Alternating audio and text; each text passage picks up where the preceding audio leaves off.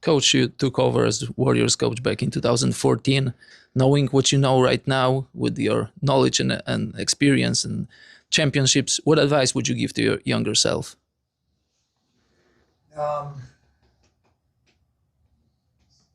Just coach Steph Curry if you stay with that guy. Yeah, I followed my own advice on that. And it's a good question. I think it's funny because I came in that year and we played a little differently than a lot of teams in it, and everybody said that we were really innovative.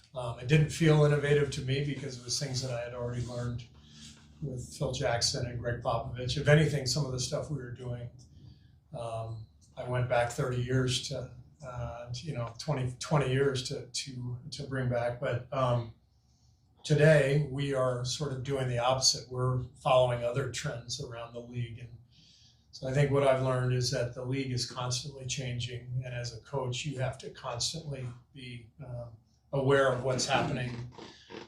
Best example of that is 2 years ago, you wouldn't have ever been able to convince me that we should crash on offensive rebounds. And now I know differently. And it took our younger coaches to bring that suggestion to me. It took watching film. It took experimenting. 2 years ago, we crashed too much, and we crashed on everything. And we got a lot of offensive rebounds, but our transition defense was bad. And then we kind of figured out a better formula, when to crash, when not to, how many guys to crash. So even having that discussion 10 years ago, I wouldn't have even entertained it. And so what I've learned is that, 10 years into my coaching career, having been a part of championship teams, great teams, I was learning something I never knew before and something that was changing. And I think that's just the case forever. Life's always changing. Things are always changing.